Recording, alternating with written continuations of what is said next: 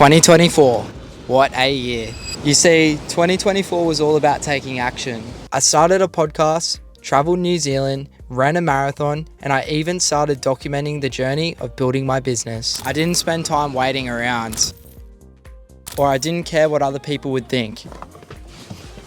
I simply just took action, even if I had no idea what I was doing, and I just embraced every minute of it. If there's anything 2024 taught me, it is to simply do more, take action, and do more of the things you love. We're all held back by what other people think, or we all wait for the perfect timing to start things, but none of that truly matters. 2024, thank you.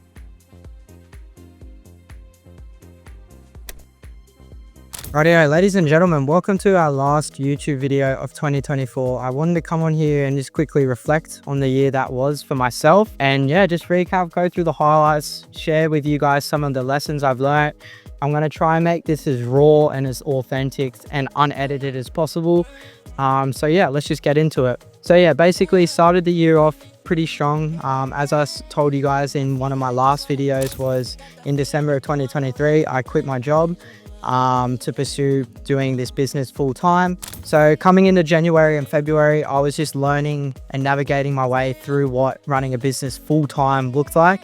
Obviously I had no safety net of a career or a safety net of a job holding me back anymore. So yeah, just navigating through that for the first few months and learning the tricks and trades of managing money as a full-time business owner were some of the key takeaway points of January and February.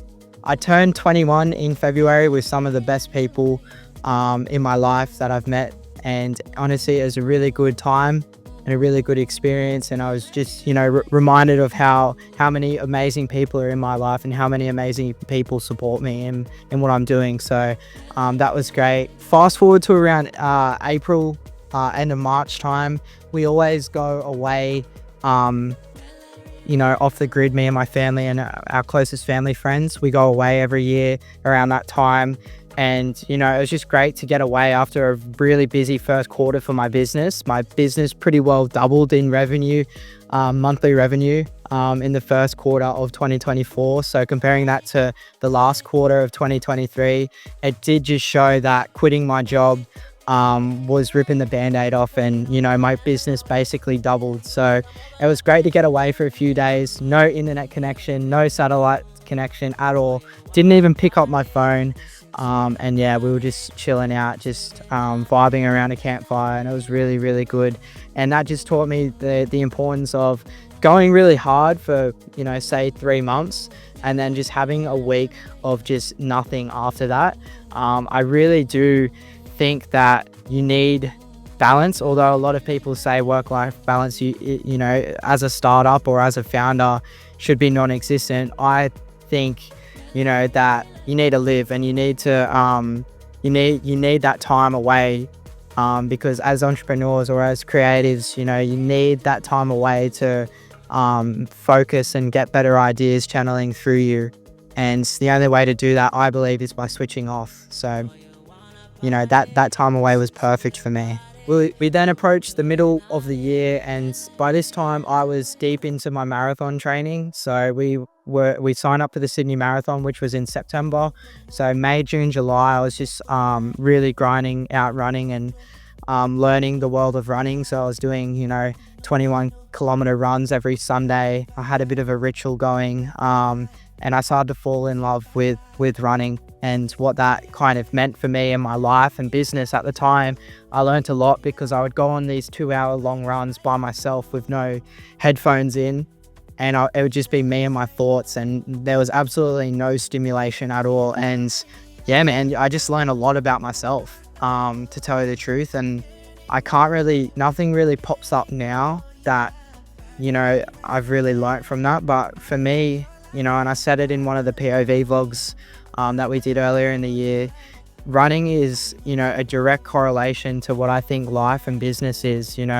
There's fucking low moments, and then there's high moments, and I think the highs always outweigh the lows. And there's a lot of these low points where you want to give up. You want to give up your business. You want to stop pursuing your dreams. It's not working out for you. Money's not coming in, or you reflect that into running, and it's, I can't do another kilometer, my legs are heavy, I can't, get this time that I want. It's the same thing. So those low moments fucking suck, but you push through that roller coaster of emotions and you start building momentum.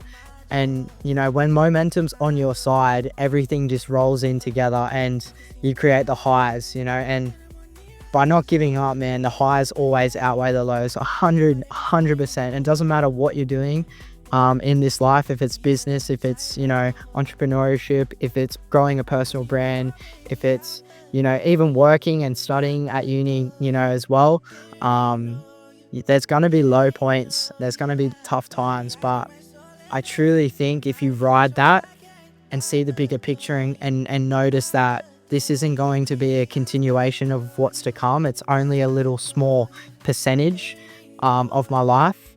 I'm going to ride through the storm and I'm going to get through it. And when I come out the other side, it's going to be so fucking worth it. So bit of a long tangent there, but I feel like that's probably ultimately what running has taught me, and that is kind of merged into my personal life and as well as business. So yeah, middle of the year we were doing that, and then stupidly me and my mates went to New Zealand for 2 weeks. We hired a van and we traveled all of the southern island in New Zealand, which was absolutely unreal, and it was the first time I went overseas since COVID, so absolutely needed to do that.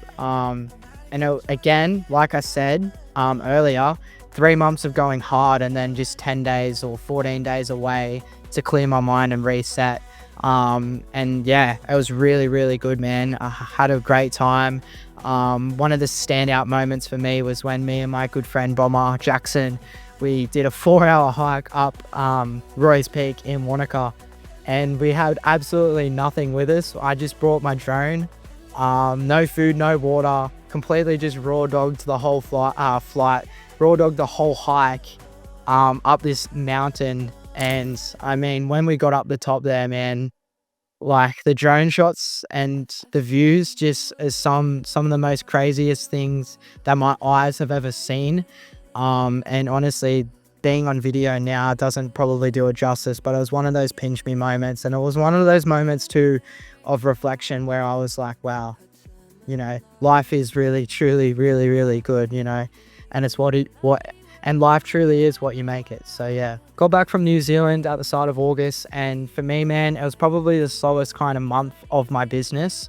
Didn't do too bad. It was just slow. It wasn't as that chaotic, frantic period that I really like. And this is a thing that a lot of other people relate to. But if you're a business owner and you're working flat out and you're constantly working, you're grinding, you guys see that I do the late night edits, I do big days, all of that.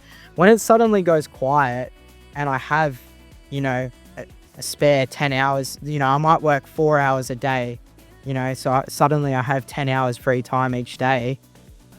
I get so guilty in my mind. I think, fuck, like I should be working. And I get in this, like, it's kind of a toxic kind of mindset. And I know a lot of other people can relate to this, but I just think, I should be working 24/7, especially Monday to Friday. If I'm not, like, I just get really up in my head.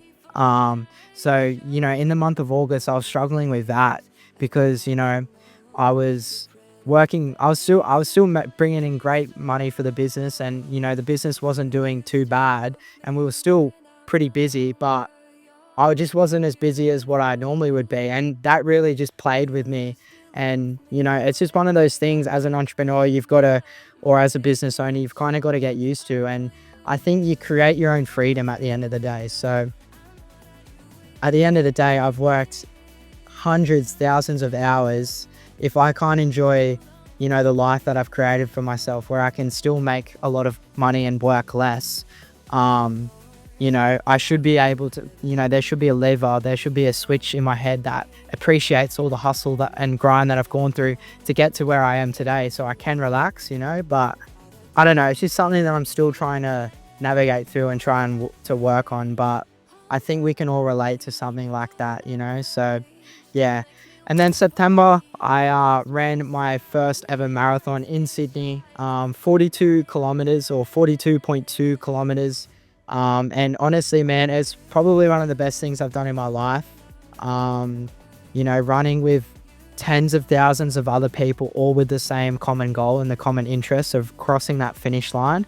And running through the city of Sydney, we ran over the Harbour Bridge, all through the downtown streets, all the skyscrapers looking over us. It was crazy, man. But what blew me away most was the fact that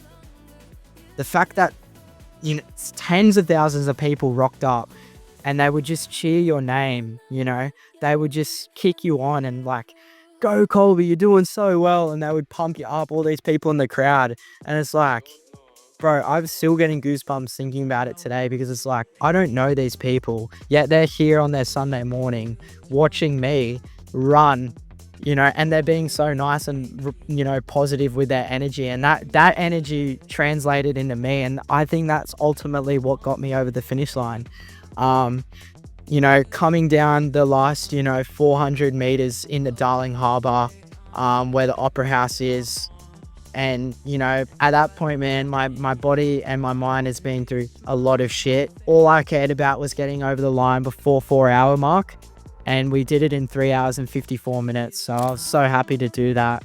Mum and dad were 400 meters before the finish line. So when I saw them in the crowd, I shared that special moment and made sure I, gave them a good hug and stuff. And that's a really cool moment. But yeah, man, running a marathon is not something that I thought I would ever probably do, to be honest. But, I've got the running bug, and honestly, I recommend it to everybody watching. If you can, do a marathon, because honestly, it is life-changing, and, it is such a good thing to do. So, yeah. Then basically the last quarter of the year, our biggest for our business, in terms of revenue, we did a lot monthly, and now my goal going into 2025 is to how can we get that more consistently, and then even raise the bar and grow even more and start delegating and hiring people. That's next year though. Let's talk about 2024. So yeah, the last quarter for me was just all about consistency and discipline. We've got off the high of the marathon, and yeah, I've just come back and just smashed out shoots, scaled, got more clients, and just leveled up my videos. I really feel like my videos now have just changed so much, and I feel like I've really unlocked I really feel like I've dialed in my videos, and I really feel like I've dialed in my offer, and I feel like that's attracted a lot more people my way. We've obviously started this documentation kind of YouTube personal brand kind of series as well, which I'm looking to scale as well into 2025. We've launched a newsletter to all people that will be funneling through, and hopefully we can sell higher ticket offers too. But that was pretty much the last quarter of the year, and I couldn't believe honestly how quick it went. When I was younger, all the adults used to say to me, Colby, when you're an adult, time just goes so fast. And I just laughed as a kid, but now that I'm a young adult, it fucking truly does, bro. This year, it feels like it's been, came and gone in a click of a finger. But honestly, man, I'm so grateful. Right now, I just want to list some of my key takeaways for this year. So key takeaway number 1 for this year, and it's something that I need to get better at. For me, man, I'm a very nice guy, and I want to help as many people as I can. And I need... there was a person just there, lol. So yeah, major lesson number 1 for 2024, remove emotion from business. I am simply too nice, and I try and help absolutely everybody that comes in and wants my services. At the end of the day, I can't do that, and I got kind of screwed over. I wouldn't say screwed over, I'd just say I got taken advantage of by a few people that if I was a bit smarter about and dealt with a bit better, I wouldn't have wasted time on those people. But yeah, I think that's probably the main lesson. And obviously biggest lesson number 2 is probably just enjoy the ride a bit more, enjoy the wins, enjoy the losses, all of that. It's all growth. And obviously I'm learning a lot by documenting everything as well, and I'm learning a lot about building personal brands as well, so that's exciting. But that's basically 2024 for me in a nutshell. I would love to hear your guys' year in the comments below. Comment down below maybe 3 things that you learnt from this year, what 2024 taught you. And yeah, man, that's the end of 2024. We'll be ramping this YouTube channel up a lot next year. I love all the support. I love all the comments. I love all the messages I get from you guys. It truly, truly means the world to me. And yeah, man, I'm really excited to just level up and go to another level in 2025. Thank you guys so much for watching, and I'll see you next year. Peace.